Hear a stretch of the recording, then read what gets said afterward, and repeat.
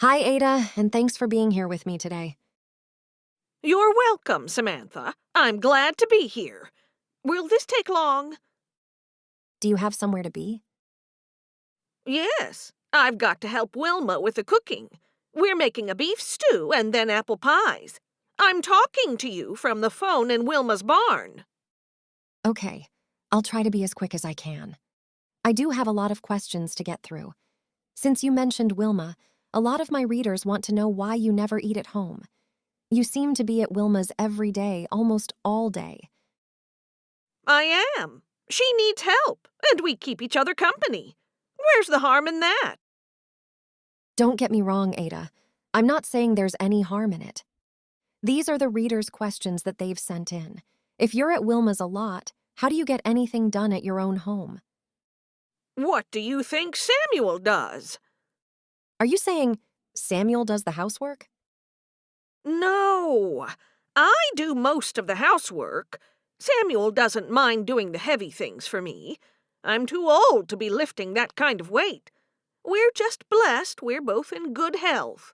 I'll be in Wilma's house all the time if I lose my health or if I lose Samuel.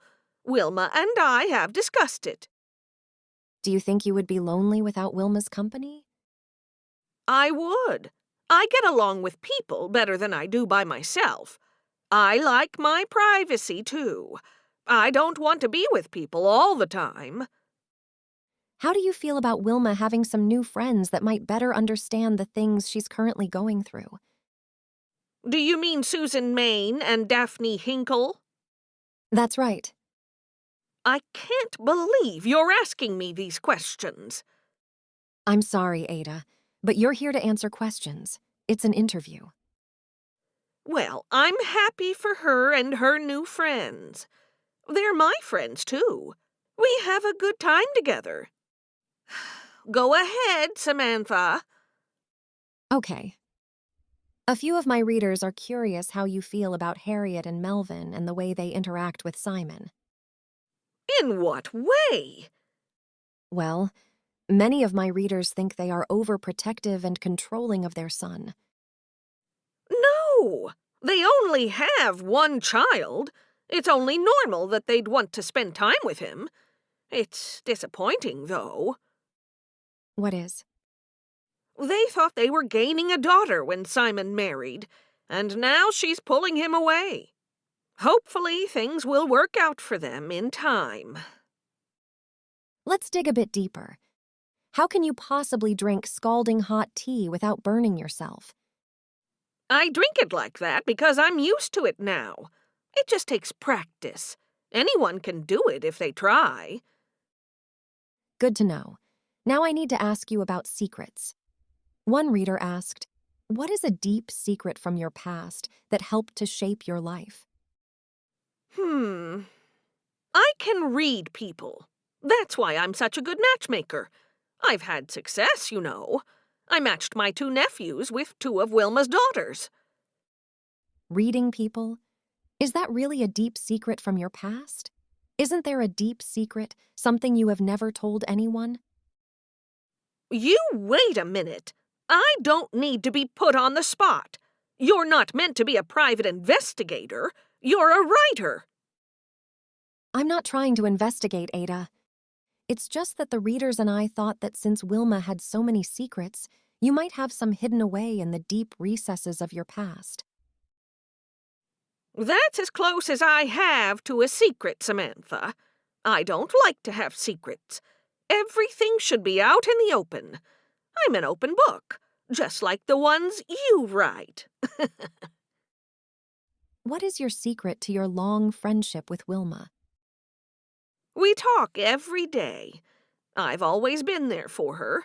She knows she can count on me. Who doesn't love a friendship where you can tell all your secrets and still be there for each other? I thought you didn't have any secrets. I don't. People I'm talking to might have some. Okay, sure, Ada. Some readers want to know about your children. They never seem to visit you. How many do you have, and how many grandchildren do you have? I have 4 boys and 3 girls. They all moved away.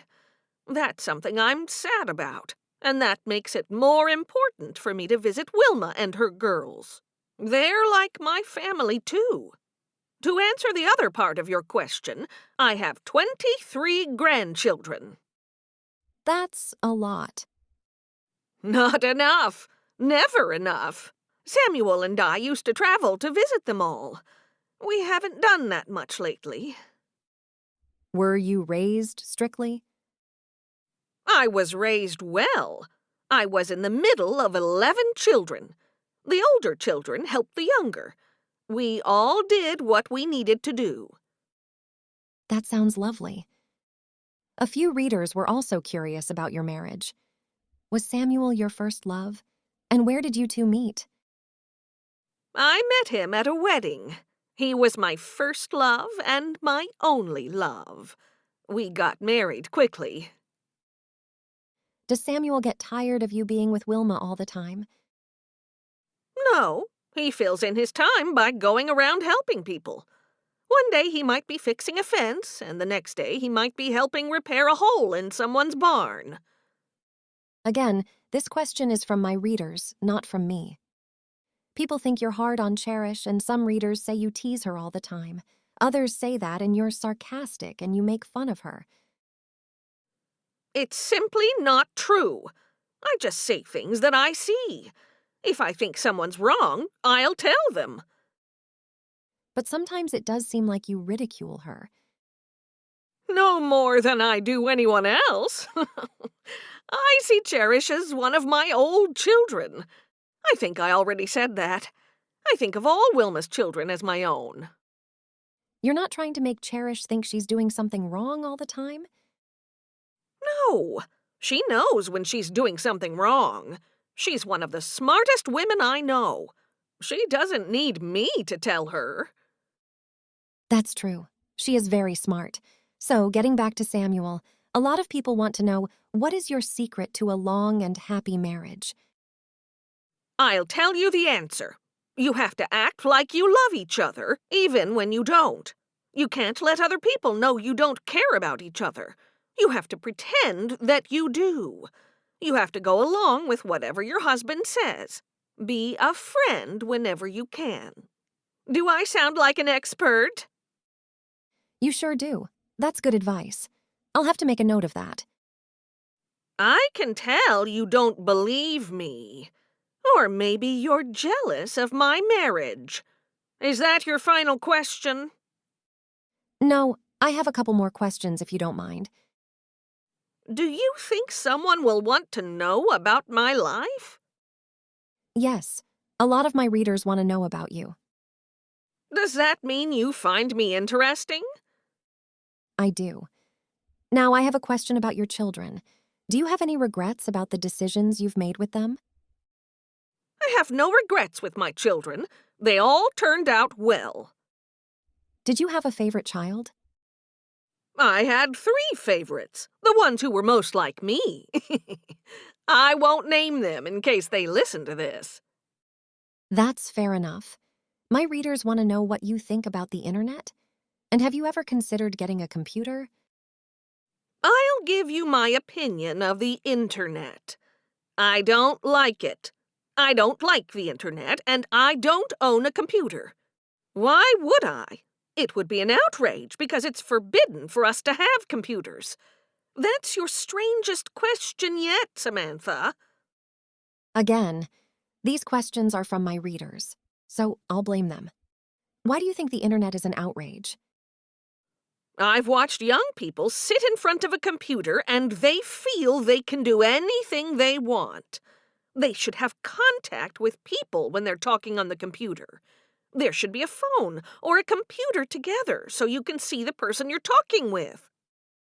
They have that now. It's called Zoom, and there's also FaceTime. Wilma and I don't know about any of it, and we don't care to know. Fair enough. Next question. What do you do while you're home alone? I do whatever makes me happy in the moment. I like to cook and then eat by myself. When I'm in the mood, I like to sit in my rocking chair and read. I like to read your books. I read them so they'll be in my brain, and I can talk about them the next time I see you. I'll read a few books, and then I'll read them again in a few months. Oh, that's nice. I didn't know you read my books. I do. Thanks, Ada. Another gentle reminder that this question is from my readers, not from me. Wilma's children are all getting married and moving away. Do you see yourself having a very lonely and sad future? I try not to live in the past or the future. The present is all we have. So for now, I see myself where I am. Another reader says, Ada, you always have a lot to say. Do you enjoy listening to yourself talk? I think I've answered enough questions for now. The interview is over. Well, that's good, because that's all the questions I have. I know some of them were tough, and I hope none of them offended you. One or two of them were odd, I have to tell you that. On behalf of my readers and myself, thank you. Say hello to Wilma and everyone for me. Well, thank you too. Not many people want to know about me. Bye, Ada. Bye, Samantha. Did you enjoy this interview with Ada? Would you like to hear from any other characters from my books? Leave a comment below and let me know. Don't forget to like and subscribe.